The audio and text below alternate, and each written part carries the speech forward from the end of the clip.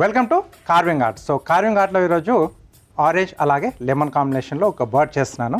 Why because new ఇయర్లో మనం అలా స్వేచ్ఛగా మన జీవితం అలా సాగిపోవాలన్నమాట. సో అది కొంచెం ఇండికేట్ చేస్తూ చేస్తున్నాను. సో హైబ్రిడ్ ఆరెంజ్ అయితే మనకు బాగుంటుంది. దీని పీల్ అనేది స్ట్రాంగ్గా ఉంటుంది. ఎస్, సో గార్నిష్ కానీ ఇలాంటివి చేసేటప్పుడు ఇది సూటబుల్గా ఉంటుంది మనకి.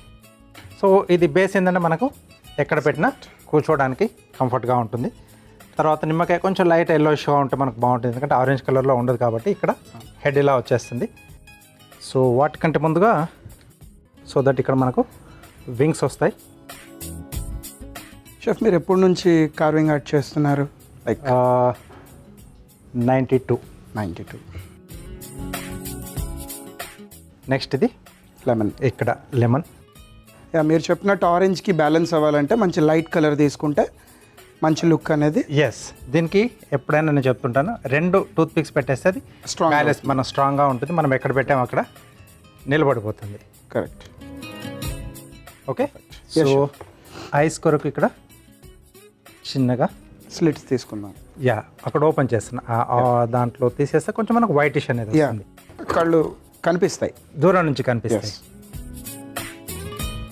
ఓకే, ఇక్కడ కొంచెం బీక్ కోసం బిగ్ చిన్న size carrot. Okay.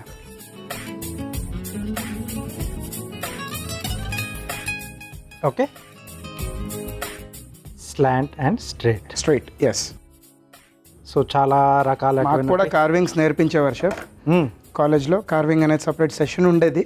Yes, but అప్పుడు ఎందుకో హాట్ కిచెన్ సైడ్ ఎక్కువ ఇంట్రెస్ట్ చూపించేవాడిని, దీనివైపు లేదు. ఓకే, బట్ ఆ తర్వాత నేర్చుకోవాల్సి వచ్చింది. అది ఉంటే ఇంకొంచెం మనకు అడ్వాంటేజ్. కాకపోతే కార్వింగ్ కాస్త ఏమైందనేసి అంటే ఇంకా కంప్లీట్గా ఇప్పుడు పోర్ట్రేట్స్ కూడా చేసే స్టేజ్కి వెళ్ళాం. సో 2 కలిపేసి కొంచెం ఇలా పక్కన పెట్టేసి ఫెదర్ తాలూకా లుక్ వస్తుంది. ఎస్. ఇందాక మీరు చేసిన స్ట్రీట్లో దాన్ని ఇన్సర్ట్ చేస్తున్నారు. ఎస్ అండి. సో లోపలికి లేకపోతే మనకు కొంచెం బయటికి కనబడాలనుకున్నప్పుడు యా కరెక్ట్ ఇలా సో ఎగురుతుంది అన్నారు కాబట్టి బయటకే పెడదాం.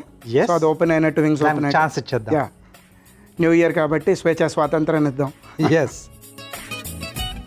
రైట్.